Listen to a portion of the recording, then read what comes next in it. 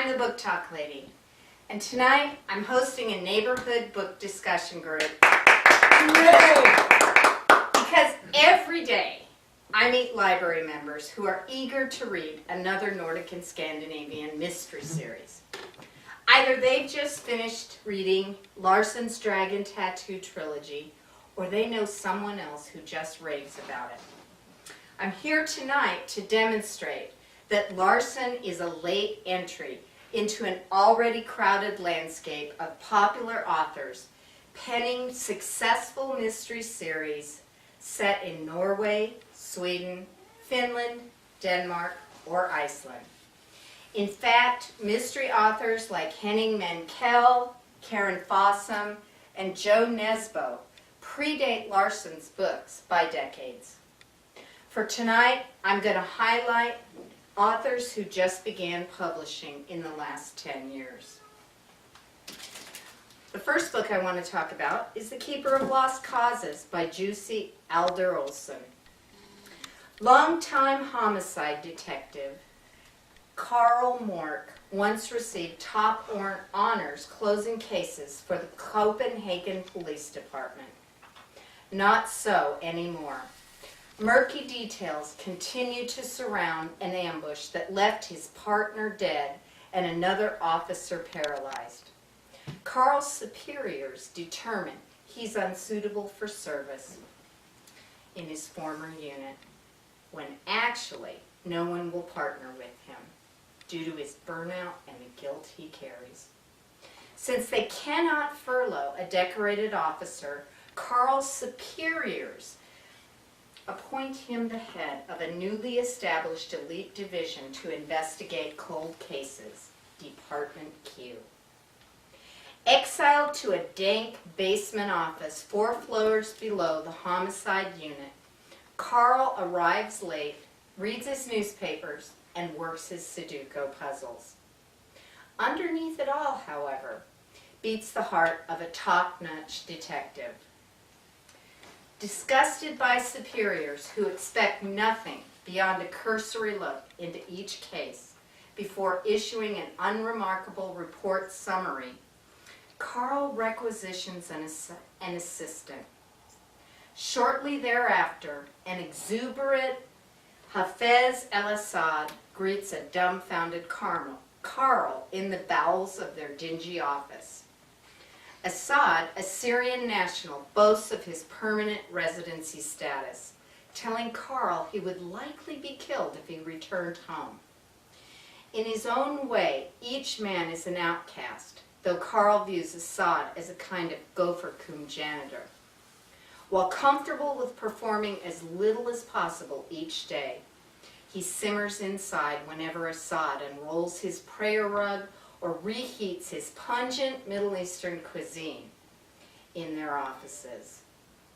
Carl is as much bored by doing a lot of nothing as he is piqued his attention by Assad's dogged persistence working the file in a 5-year-old missing persons case. When Carl zeroes in on key information overlooked during the initial investigation, he embraces his new outpost as the Keeper of Lost Causes. In an interview, the author states that the crime story is just not that important. The characters are. They are what's important. Adler-Olsen's books are character-driven, like many great Nordic and Scandinavian mystery series. He says nothing is more scary than a sunny day where the peace has been disturbed. Find out reading Jussi Adler-Olsen's The Keeper of Lost Causes.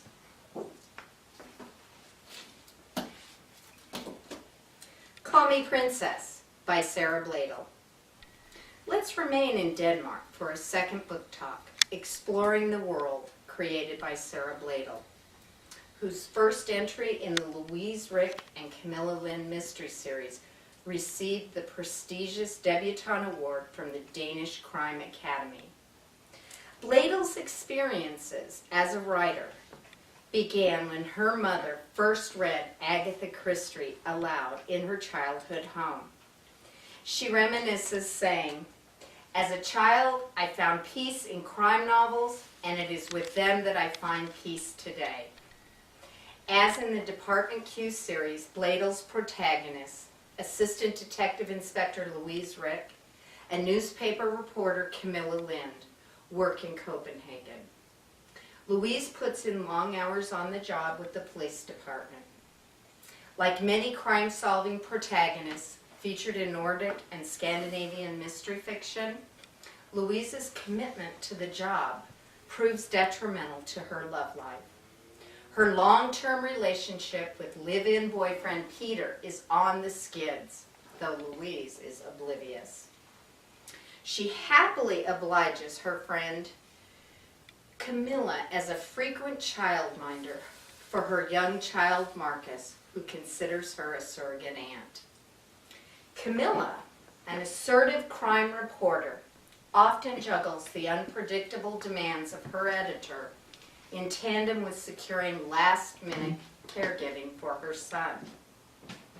In Call Me Princess, Detective Louise Rick searches for an online predator who has brutally attacked a young woman in her home. Her determination to prove herself equal to any man in the homicide squad precipitates her willful recklessness, using herself as bait in an online profile at the same dating site where the predator is soliciting his female victims. Ignoring department protocol as well as her commanding officer, Louise blazes ahead with the investigation. Meanwhile, Camilla pursues a new love interest through an online dating site and bristles over Louise's warning that she exercise a little caution when meeting someone face to face. Forewarned is forearmed, but with Louise tracking a savage killer and Camilla seeking a new lifelong relationship with a new partner, will either friend outmaneuver her dangerous situation? Find out, reading Call Me Princess by Sara Blaedel.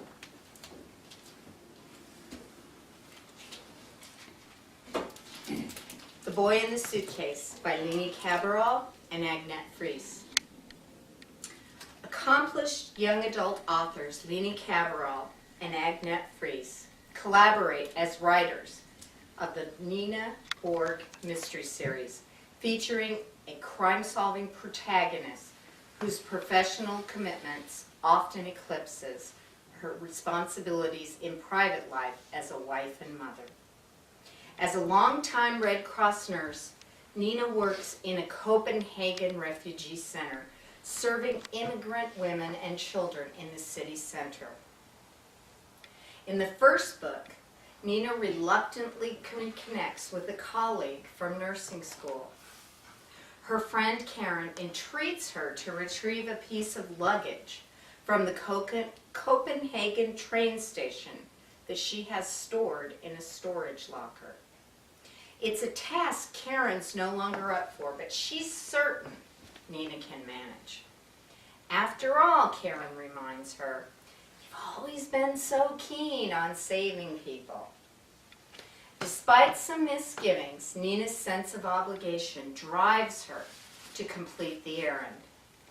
After a frightening chase inside the train station, Nina opens the suitcase, hoping to evade harm by leaving it behind as a decoy.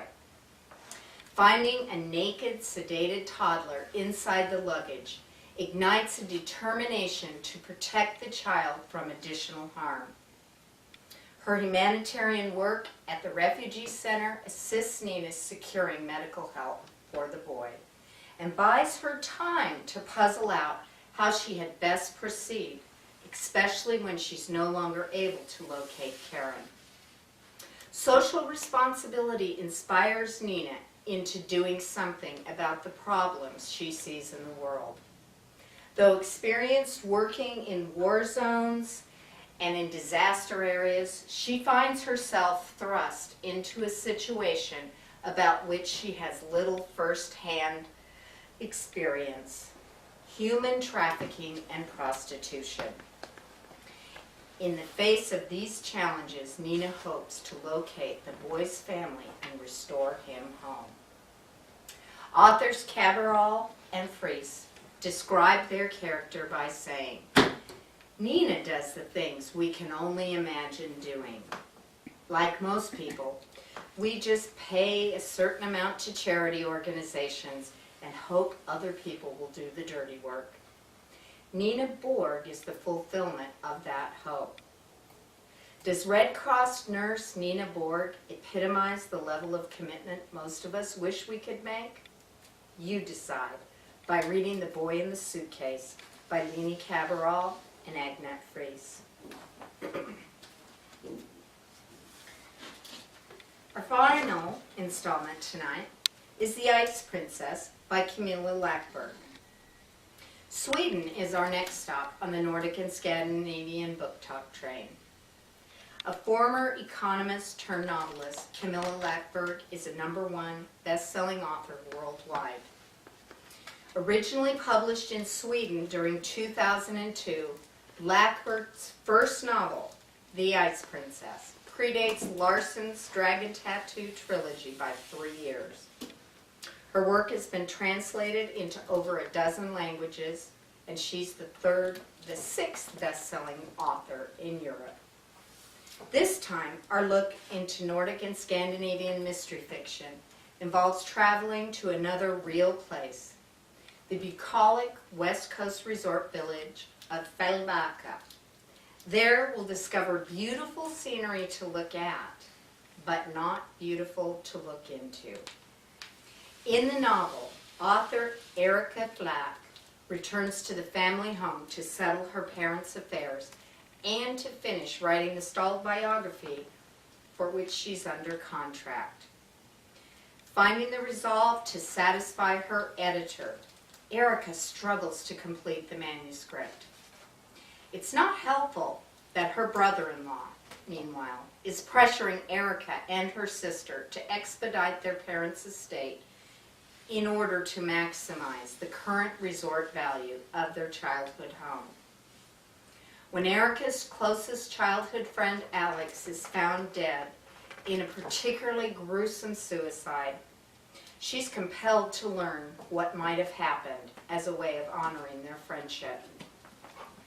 Before long, Erika's look into the events preceding Alex's death meets headlong with a formal inquest spearheaded by another childhood friend, now an officer with the local police department. Detective Patrick Hedstrom is a stickler for protocol and for procedure. He wastes no time muzzling Erika's unauthorized investigation.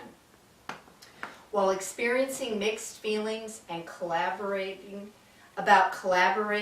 together during the inquest, the staid detective extends an olive branch, suggesting they tag team to uncover what went wrong in Alex's life. Unbeknownst to these friends, their probe into Alex's life places them on a collision course, uncovering some events that took place decades ago when Fjällbacka was just a sleeping fishing village. Events that others would prefer to remain hidden.